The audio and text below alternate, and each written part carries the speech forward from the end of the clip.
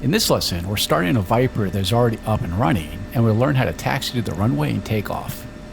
Before we taxi out though, let's set up a few more items that we did not cover in the cold start lesson. Press spacebar when you're ready. On the altimeter, verify the current airfield altimeter setting of 30.04 inches mercury is set. You may rotate the pressure setting knob with the mouse wheel to select a new setting if it becomes necessary. We also verify the altitude display on the HUD matches the altitude on altimeter within plus or minus 75 feet. Barometric altitude is displayed on the scale on the right side of the HUD. Press spacebar to continue.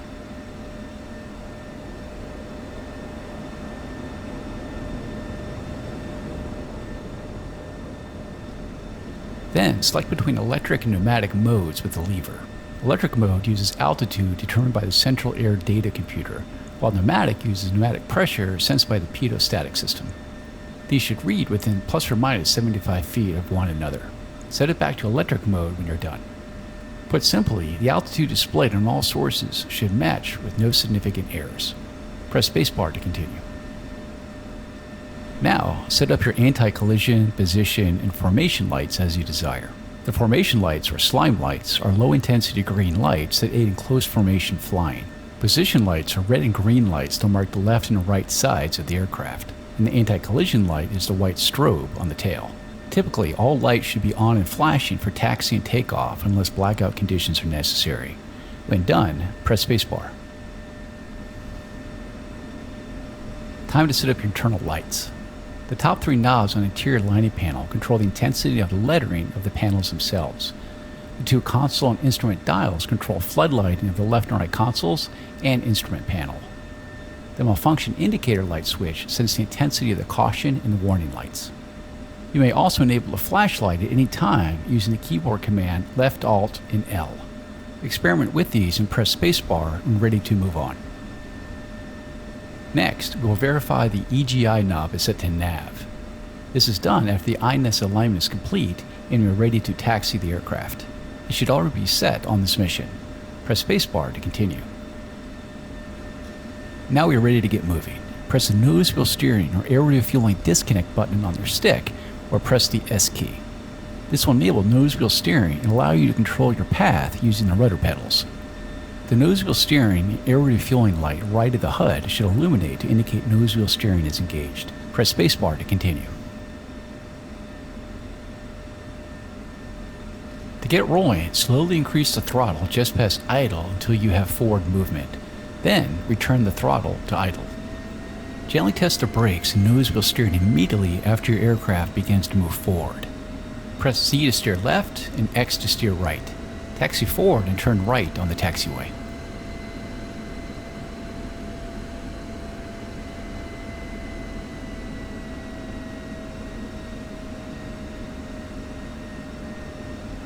Okay, now we're on our way. Max taxi speed in F-16 is about 30 knots, but be sure to slow down to about 10 knots for turns.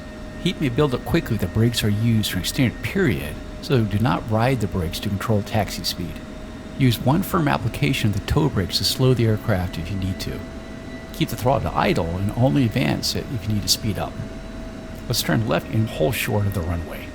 Come to a stop as you approach the runway and we'll make sure that the aircraft is ready for takeoff.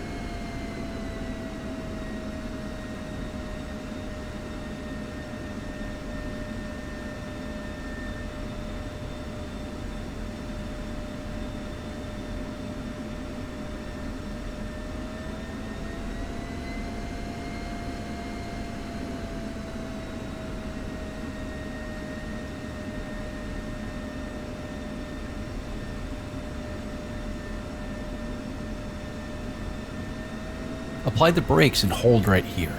A series of last-minute checks need to be made just prior to entering the runway. Some airfields have arm, de-arm areas you may be temporarily parked at to keep the aircraft clear of other traffic. You may also perform these checks while parked on the taxiway as we are now. Press spacebar to continue. First, set the probe heat switch to probe heat.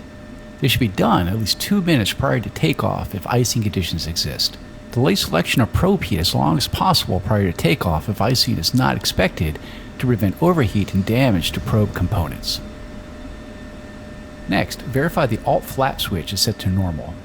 Then, just inboard the manual trim panel, check the needles on the trim indicators are centered. This is the final verification the trim settings are correct for takeoff and have not been inadvertently changed. Center them if you need to using the trim knobs or the trim controls on your stick. Press spacebar to continue. Now, verify the engine control switch is set to pry and the guard is down. Verify your speed brakes are closed and the canopy is closed and locked. The yellow handle should be down and the canopy warning light on the right eyebrow should be off. Press spacebar to continue.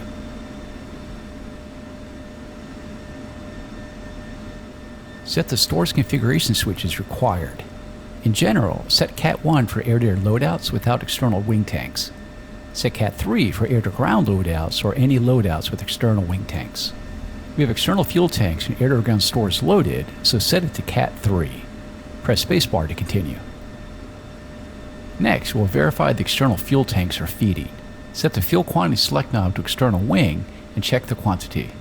Wing external tanks should feed first and have lower quantity than at engine start, somewhere just below 2,400 pounds. If a centerline external tank were installed, it would feed first and we have to check its quantity instead. Press spacebar to continue. Set the fuel quantity select knob to internal wing and check the quantity. The internal wing tanks are fed from the externals and should be full, or about 550 pounds. Press spacebar to continue. Now, set the fuel quantity select knob back to normal. This allows the automatic forward fuel transfer system, trap fuel warning, and bingo fuel warning to operate properly. Press spacebar to continue. Stow the targeting pod if installed by selecting the targeting pod control page on an MFD and selecting standby. This is done prior to takeoff and before landing to prevent foreign object damage to components. Press spacebar to continue. Then, lower the ejection safety lever. This arms the ejection seat and allows ejection when the ejection handle is pulled. This is delayed as long as possible to prevent inadvertent ejection on the ground. Egresses through other means is usually preferable. Press spacebar to continue.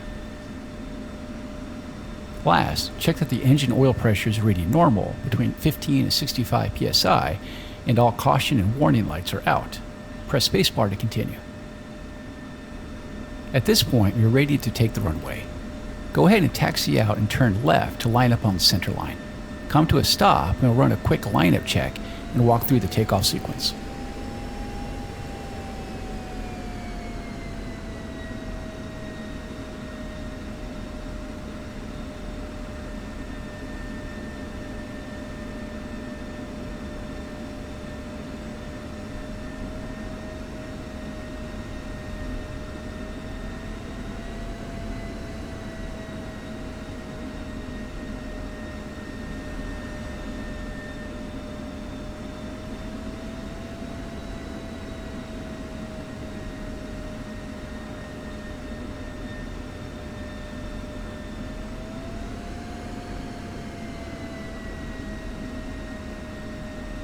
Okay, roll forward until you're lined up with the runway and hold the brakes.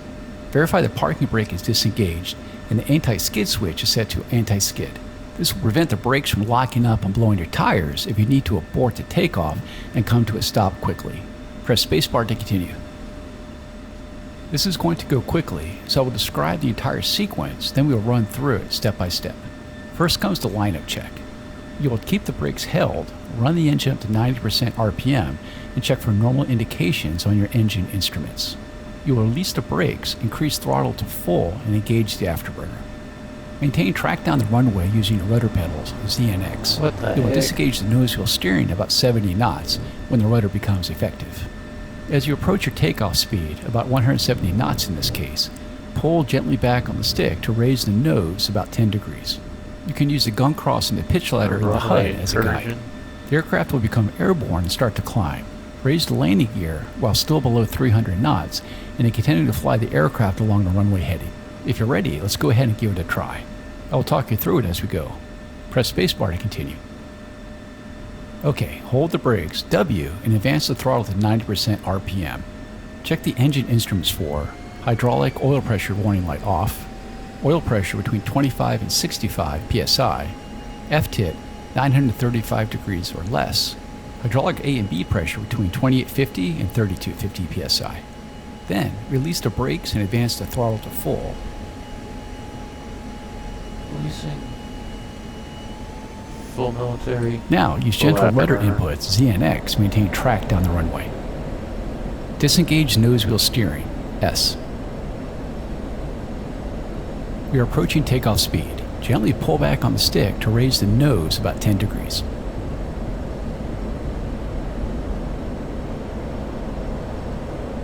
Okay, we are airborne. Raise the landing gear, G. You will lose a little lift as the trailing edge flaps retract, so be sure to maintain the climb.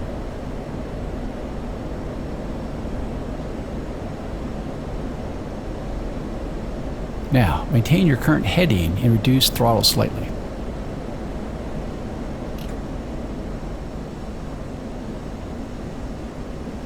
Congratulations, you have just taken off in a Viper. We will pick up next time with a look at landing. You can end the lesson now by pressing the escape key or continue to fly around.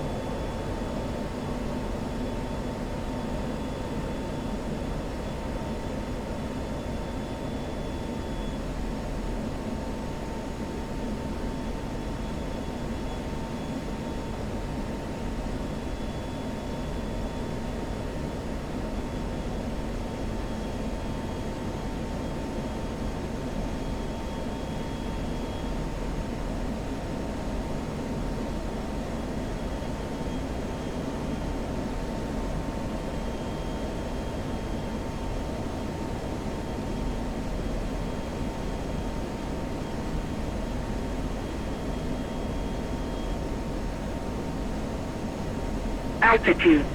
Altitude.